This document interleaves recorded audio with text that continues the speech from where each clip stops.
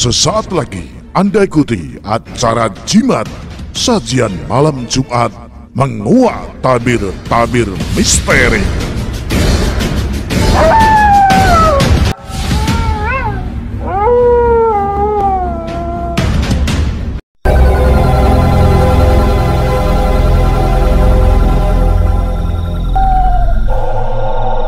Kembali tim Jimat punya cerita. Inilah cerita misteri bersambung dengan judul Sesajen, ditulis oleh Simple Man.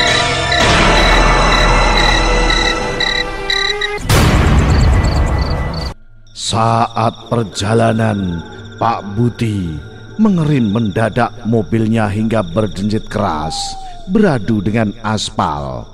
Sebelum berhenti total, Bu Asri melihat Pak Budi dengan tatapan dingin.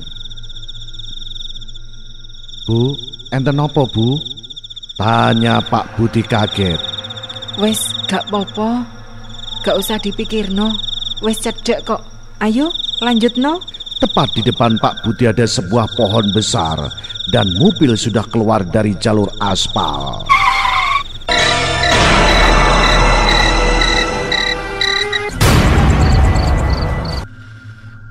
Bu Asirih kembali duduk, mata Yanu masih kosong, begitu juga dengan Doro Sasri.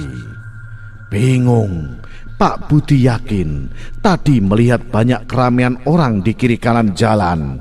Seperti apa yang baru saja terjadi hanya kiasan mimpi. Untuk ukuran peristiwa bahwa mobil akan menghantam pohon, tak ada satupun orang yang berwajah panik. Hanya Pak Budi sendiri yang panik.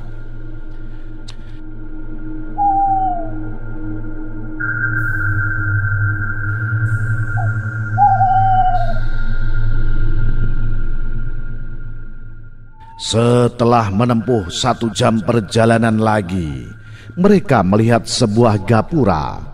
Tidak diketahui ada gapura di tanah gunung ini. Ibu Asri yang menyuruh masuk ke gapura itu. Seakan Ibu Asri sudah sering kali melewati jalanan ini. Tanpa bertanya, Pak Budi menurut saja. Meski jalanan tidak beraspal, tanahnya tampak sering dilewati oleh mobil. Dengan samping kiri kanan masih pohon lebat. Cukup jauh dari jalan utama. Sebelum mencapai sebuah gerbang singgah, berdiri sebuah villa besar. Di depannya memang ada tulisan. Pak Budi melirik tulisan pada papan tua yang dibuat dari papan kayu yang sudah tua. Bangunannya menyerupai bangunan Belanda. Yang Pak Budi pertama pikirkan tentang bangunan itu mungkin adalah bangunan milik pribadi dari Ndoro Sasri.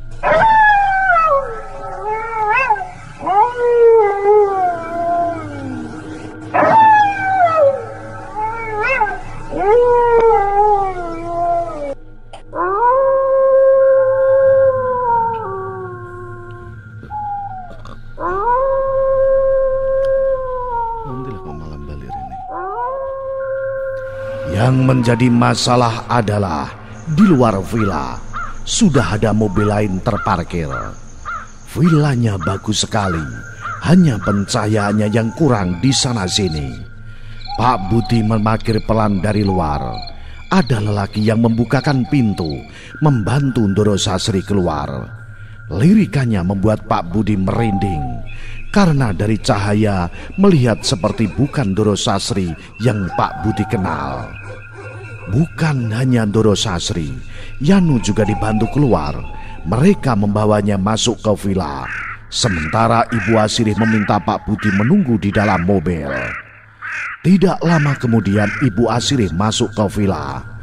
Pak Budi berdiam sendirian, melihat bahwa samping villa itu hanya ada pepohonan gelap. Pak Budi keluar dari mobil. Ia duduk di atas kap mobil, menyalakan sebatang rokok. Ia merasa ngeri bila memperhatikan sekitar. Masih bingung siapa pemilik mobil lain di sini dan apa yang sebenarnya dilakukan majikannya di tempat seperti ini. Tidak beberapa lama terdengar suara orang memanggil. Pak Budi pun melihat. Dari jauh Ibu Asirih memanggilnya, melambaikan tangannya. Pak Budi pun bersiap menuju ke sana.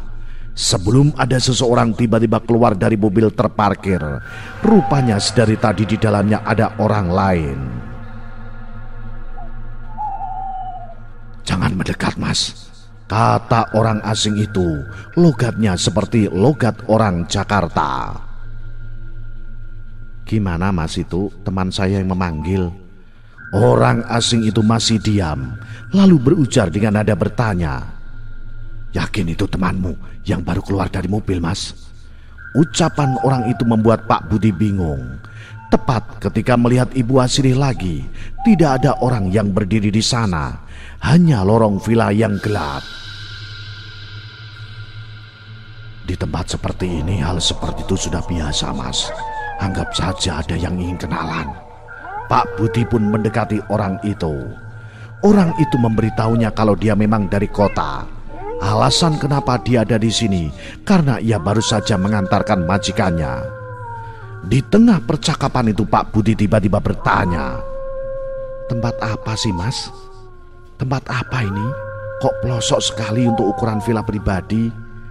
Orang itu diam lama, mengamati, kemudian melihat Pak Budi sembari berkata, "Anda supir baru ya?" Pertanyaan itu membuat Pak Budi merasa aneh. Seolah-olah ia baru saja melontarkan pertanyaan yang salah. Namun Pak Budi menjawab sejujurnya, "Enggak, Mas." Orang itu terdiam lama. Ia menghisap rokoknya dalam-dalam sebelum melepaskannya, sampai asap putih mengepul di udara. Seolah bingung dengan apa yang harus dikatakan, orang itu berkata, "Bila belum jauh, lebih baik saja berhenti. Pesan saya cuma itu saja, Mas. Anggap saja itu cara saya kenalan sama Anda." "Maksudnya gimana sih, Mas?" tanya Pak Budi. Dan tiba-tiba seseorang menepuk bahu Pak Budi. Itu adalah Bu Asirih. Seraya melihatnya dengan tatapan tidak mengenakkan.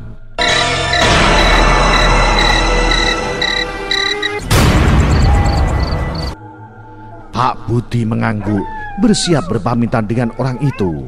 Tapi anehnya, tidak ada siapapun di sana. Hanya Pak Budi sendirian, dengan Ibu Asirih yang masih menunggu Pak Budi melangkah dari tempat itu. Pak Budi pun hanya diam sembari berjalan mengikuti. Selama di perjalanan masuk villa, Ibu Asirih mengatakan hal-hal yang Pak Budi tidak mengerti. Tentang unggah-ungguh menjadi abdi sebuah keluarga, tentang sejarah dan bagaimana adat istiadat dijaga di sebuah keluarga, dan berakhir di kalimat sesajen atau sesaji. "Budi?" kata Ibu Asirih, nadanya dalam dan dingin. "Nggih, Bu." "Bagus, awakmu siap dadi abdi nang keluarga iki." Pak Budi terdiam lama. Ia mencoba mencerna kalimat itu. "Abdi sing yok nopo, Bu, maksud jenengan?" "Abdi sing bakal nuruti kemauan junjungan." Pak Budi tidak menjawab. Ia masih mencerna setiap kalimat itu, sampai suara teriakan dari Yanu terdengar. Ibu Asirih langsung berlari. Penasaran Pak Budi mengikutinya. Ia masuk ke dalam villa yang rupanya dari dalam seperti bangsal. Banyak lorong dan pintu kamar di sepanjang jalan. Di dalam begitu lembab, sampai Pak Budi bisa mencium bebauan kemenyan di sana-sini. Ibu Asirih berhenti di sebuah bangsal kecil. Setelah menuruni anak tangga, di sana ada pintu tua, lengkap dengan kotak dengan besi layaknya pintu penjara. Di dalamnya ada Ndoro Sasri duduk di kursi goyang dengan rambut terurai berantakan yang menutupi wajahnya. Ibu Asirih mendekati Ndoro Sasri yang terus-menerus menggoyangkan kursinya. Pak Budi hanya diam termangu melihatnya. Di samping kiri kanan banyak sekali sesajian, lengkap dengan bunga dan dupa di sana-sini. Ibu Asirih mengambil sekerawuk atau sekepal bunga 7 rupa dengan telaten atau sabar menyuapkannya ke mulut Ndoro Sasri. Semua yang Pak Budi lihat benar-benar di luar logikanya. Ia tidak pernah melihat hal segila ini di depannya. sebelum matanya teralihkan pada sosok dengan kain kafan yang ada di atas ranjang bangsal. Le, terdengar suara Ndoro Sasri memanggil Pak Budi. Mereneo, Le. Ndoro Sasri melambai-lambaikan tangannya yang keriput. Di sampingnya, Ibu Asiri berdiri menatap Pak Budi dingin. Namun, mata Pak Budi tertuju pada seonggok kain kafan yang menggeliat di atas ranjang. Yanu? Kata Pak Budi gemetar. Ia tahu itu Yanu yang diikat di atas ranjang. Namun Pak Budi tidak mengerti apa yang terjadi di sini. Anehnya, ketakutan yang Pak Budi rasakan malah menuntunnya mendekati Ndoro Sasri yang terus-menerus melambai-lambaikan tangannya. Le, gelem dadi abdi simbah yo. Mbah, kata Pak Budi mengulanginya. Ndoro Sasri tidak pernah menyuruhnya memanggil simbah. Beliau lebih suka dipanggil ibu, pikir Pak Budi, dan setelah memikirkan itu Ndoro Sasri tertawa membuat Pak Budi bergidik. Ibu Sasri mendekati Pak Budi, kemudian menuntunnya mendekati Yanu. Ia benar-benar diikat dengan 5 titik kali pocong, sudah menyerupai jenazah. Aduh sono yo. Tempat di samping ranjang ada sebuah genuk atau kendi besar berisi air, lengkap dengan gayung dan batok kelapa. Pak Budi menyiramkan air itu ke tubuh Yanu. Wajahnya ditutup dengan kain sehingga kemungkinan ia kesulitan untuk bernafas. Air yang disiramkan terdapat bunga 7 rupa. Tidak hanya itu, di bawah ranjang rupanya ada sepotong ayam cemani yang kepalanya sudah dipenggal. Tidak mengerti, namun Pak Budi menurut saja. Ia begitu ketakutan malam itu. Tidak berapa lama Ndoro Sasri turun dari kursi goyangnya. Ia berjalan tertatih-tatih menuju Pak Budi. Caranya berjalan nyaris seperti cara berjalan orang tua pada umumnya. Hanya saja ia lebih bongkok. Tepat ketika Ndoro Sasri sudah di depan Pak Budi, ia melihat Yanu, kemudian menangis di atasnya. Pak Budi beringsut mundur, masih tidak mengerti. Dengan cekatan ia melepaskan satu persatu ikatan tali pocongnya, kemudian menelannya bulat-bulat. Pak Budi yang melihatnya mual. Yanu yang sedari tadi menggeliat tiba-tiba terbujur kaku. Ia tidak lagi bergerak sama sekali. Ndoro Sasri kemudian mendekati Pak Budi, membawanya keluar dari ruangan itu. Ia menutup pintu, menuntun Pak Budi menjauh dari tempat itu.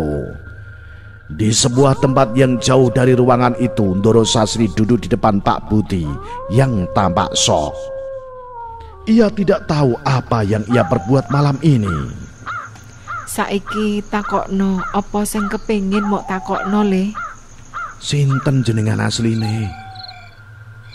Liyane iso.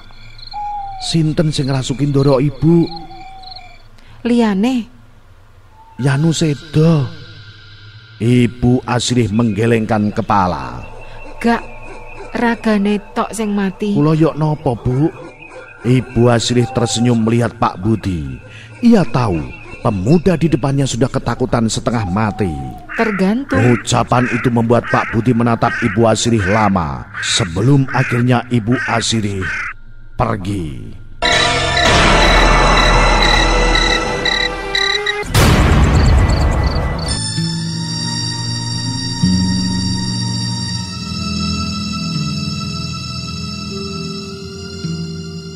Pagi hari, Ibu Asrih datang menemui Pak Budi, kemudian ia mengatakannya. Dinteni Ndoro nang teras. Pak Budi berdiri kemudian melangkah menuju Ndoro Sasri. Ndoro Sasri diam menatap taman di teras villa. Wes roh kabeh awakmu, Le? Pak Budi hanya menggelengkan kepala. Asireh gurung cerita to? Dereng, Bu. Mari ki, ayo mulih.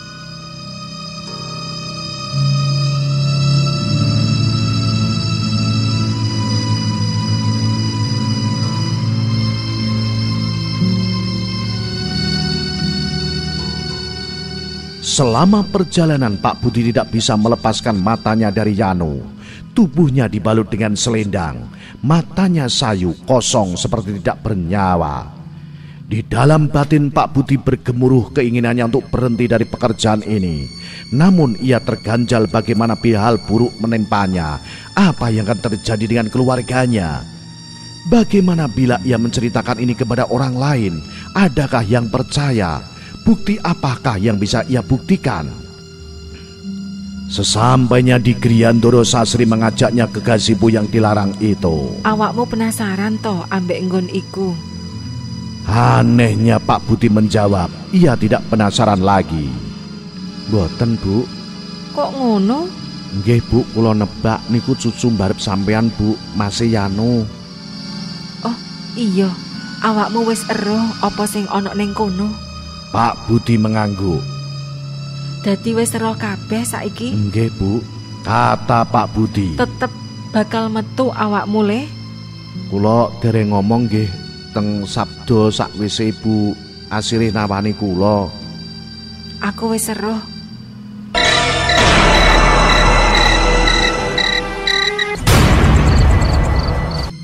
Hari itu Pak Budi meninggalkan tempat itu. Ia bercerita kepada keluarganya. Namun anehnya, semua yang Pak Budi ceritakan seperti tidak digubris oleh keluarganya. Seakan-akan semua orang sudah tahu. Bapaknya menyuruh Pak Budi bertemu dengan seseorang saudara jauhnya. Awakmu kudu dipagri le mulai saiki le. Berangkatlah Pak Budi menemui saudara jauh atas perintah bapaknya. Di sana rupanya ia sudah ditunggu. Namun ada kejadian yang hampir menghilangkan nyawa Pak Budi saat menuju sana. Ia hampir saja dihantam truk dari depan saat sepeda motor RC-nya kehilangan kendali. Untungnya Pak Budi masih diberi selamat karena ia bisa langsung berdiri dan menghindar. Detik itu ia tahu apa maksud ucapan bapaknya bahwa ia harus dipagari mulai sekarang. Saat motornya diperiksa di antara ban luar dan ban dalam, ditemukan potongan bambu kuning, sehingga ketika motor bergerak membuat ban menjadi selip dan akhirnya hilang kendali. Bahkan saat dilihat orang yang memeriksanya ikut kaget. Mas, jenengan diincer wong ya? Kok ngono, Pak? Mana bisa orang memasukkan benda seperti ini ke dalam ban kalau bukan ilmu hitam? Pak Budi hanya bisa berdoa diberikan selamat sampai tujuan. Dan ketika ia sampai di sana, Pak Budi menceritakan semuanya kepada saudaranya itu. Saudaranya hanya mengangguk, mengerti, bahkan ia tahu di belakang Pak Budi ada puluhan jin mengikutinya. Namun sudah diusir saat menginjak pekarangan rumah ini. Di sanalah Pak Budi diberitahu apa yang sebenarnya terjadi di keluarga itu. Sosok yang kamu lihat tadi malam itu adalah kepala keluarga. Ia selalu ikut kepada keturunannya atas perjanjian yang ia buat dengan jin yang selama ini menjadi satu ikatan dengan keturunan-keturunannya. Kain kafan itu hanya simbol. Ia hidup dari memakan sukma keturunannya. Kalau saya tanya, ada yang aneh nggak sama keluarganya, sama anak-anaknya, sama cucu-cucunya? Tanya saudara Pak Budi. Enten mas, cucune niku rata-rata aneh kabeh. Saudara Pak Budi tersenyum kecut mendengarnya. Keluarganya tidak akan bisa utuh. Mereka harus menanggung konsekuensi dari perjanjian. Entah harta, entah nyawa. Yang paling kecil tunawicara. Kakaknya ia buta. Kakaknya lagi mengalami gangguan jiwa. Dan yang kamu pikir ada di gazebo itu anak pertama. Dia lumpuh. Maksudnya sampean arek sing ndelok aku iku gak iso ndelok mas, tapi areke sering nontok aku. Kemungkinan ia hanya bisa merasakan kehadiranmu karena cuma kamu yang belum mengabdi pada keluarga itu. Kamu sering diperlakukan tidak menyenangkan oleh mereka kan? Mereka sedang mencoba ngasih tahu kamu biar segera pergi meninggalkan keluarga itu. Paham? Tapi ono cucune siji sing normal mas. Ya, dia yang nanti akan jadi pewarisnya. Dan keturunannya juga yang akan terus menanggung akibatnya. Ini semacam nandur bala dan akan terus mengikuti. Pernah dengar kalau pesugihan itu sebenarnya mengambil rezeki dari keluargamu sendiri? dari darah dagingmu sendiri. Baiklah, jin bisa membuat dagangan kamu laris. Yang sebenarnya terjadi rezeki yang kamu dapat dari cara sesat ini hanya mengambil jatah milik keturunanmu. Seperti itu cara kerja pesugihan. Pesugihan nopo niki mas jenenge? Pesugihan dulur renco. Pesugihan yang menggunakan keluarga sendiri sebagai tumbal. Ganti rugi atas apa yang mereka dapat. Bisa berupa harta yang melimpah, namun sebagai gantinya saudaranya harus rela mati sukmanya. Tahu siapa orang yang menjaga agar tradisi ini tetap ada di keluarga ini?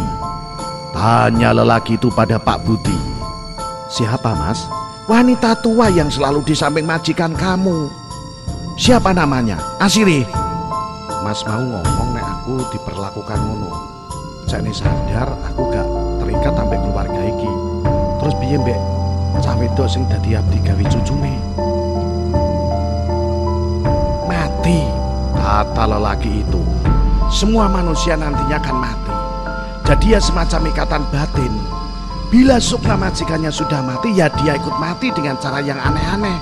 Bisa penyakit, bisa kecelakaan, bisa bunuh diri juga. Sebenarnya kamu beruntung. Majikan kamu tidak mau kamu terikat juga. Yang jahat itu si Asiri. Dia yang ingin kamu mati. Tapi tidak apa-apa. Mulai sekarang lebih dekat lagi sama Tuhan. Umur manusia Tuhan yang pegang, bukan wanita itu. Hari itu Pak Budi belajar banyak. Ia tahu apa yang terjadi di keluarga itu. Potongan pertanyaan yang selama ini tertanam di kepalanya kini terjawab. Sejak saat itu kemanapun Pak Budi pergi, ia selalu menceritakan cerita ini kepada sahabatnya, tetangganya, saudara-saudaranya. Ia tidak mau lagi melihat ada seorang yang ia kenal mengikuti jejak pesugihan yang bukan hanya menyengsarakan pelakunya, namun berimbas pada semua keluarganya. Semoga saja cerita ini bisa menjadi pembelajaran dan tentunya pelajaran yang bisa petik dari cerita yang disajikan ini. Tidak ada pesan lagi yang bisa disampaikan karena yakin untuk jimatres-jimatres semua ada hikmah yang bisa diambil dari segelintir bukti bahwa kadang manusia bisa menjadi serakah hanya karena setitik harta.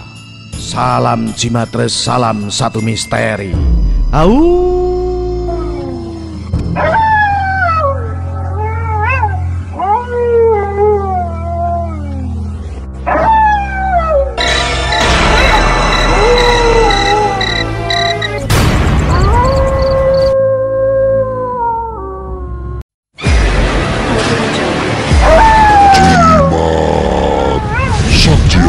Malam Jumat